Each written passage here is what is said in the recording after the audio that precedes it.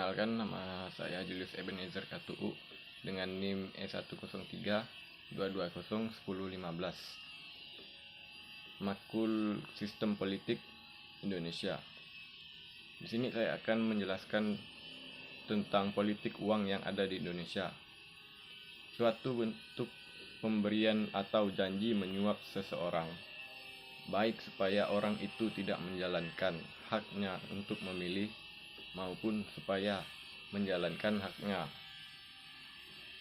dengan cara tertentu pada saat pemilihan dan permasalahan masyarakat.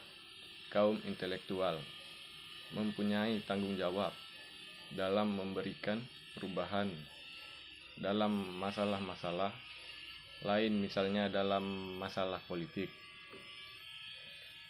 Berada dalam dunia politik bukan tentang benar atau salah, melainkan tentang menang dan kalah.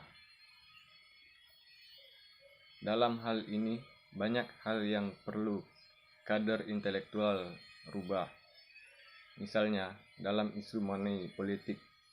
Money politik sudah bukan hal yang baru lagi bagi para pelopor politik. Money politik bahkan sudah dijadikan sebagai jalan untuk memenangkan politik untuk partai-partai atau oknum-oknum yang curang. Money politik biasanya diberikan sebelum dilakukannya pemungutan suara. Untuk mereka, masyarakat yang kurangnya pemahaman dengan dunia politik akan menerima uang tersebut untuk memilih menggunakan hak suaranya.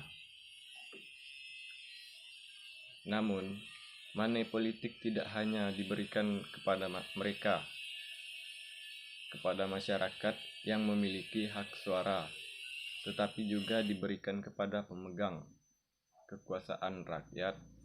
Ini menyebabkan kekuasaan sudah bukan di tangan rakyat, melainkan di tangan uang, sehingga kedaulatan bukan untuk rakyat. Pemilik uang dampak dengan adanya money politik dapat merusak bangsa. Misalnya, dalam praktik money politik dapat merusak sistem demokrasi di Indonesia. Ini dapat menyebabkan demokrasi yang sakit atau tidak stabil. Demokrasi yang harusnya bebas menjadi tidak bebas hanya karena pembelian hak suara tersebut. Kedaulatan yang seharusnya memiliki orang yang sekarang hanya menjadi pemilik uang. Selain itu, politik atau money politik di sini juga dapat merusak moral demokrasi. Kenapa demikian? Karena rakyat memilih pemimpin bukan karena asas kepemimpinannya, bukan karena kinerjanya, bukan karena visi dan misinya, melainkan karena uang yang diberikan untuk menambah hak suara demi kepentingan oknum-oknum.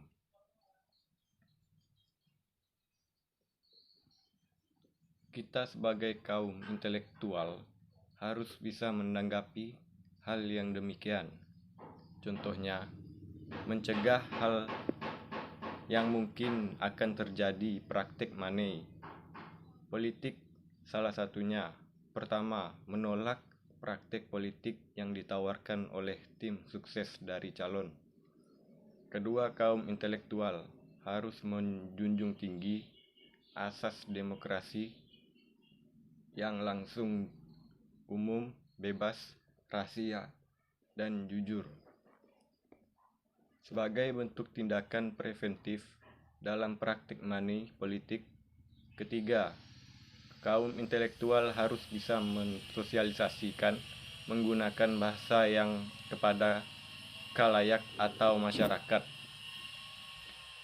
mengenai dampak negatif dari praktik politik money, sehingga dari sini kaum intelektual dapat menjadi pelopor dalam mencegah praktik money politik yang merusak moral.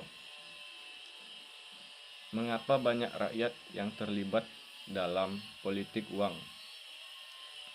karena keadaan masyarakat yang sekarang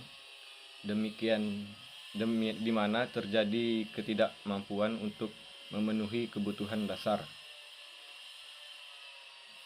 seperti makanan, pakaian, pendidikan, dan kesehatan. Sekian dari saya, sampai di sini. Terima kasih.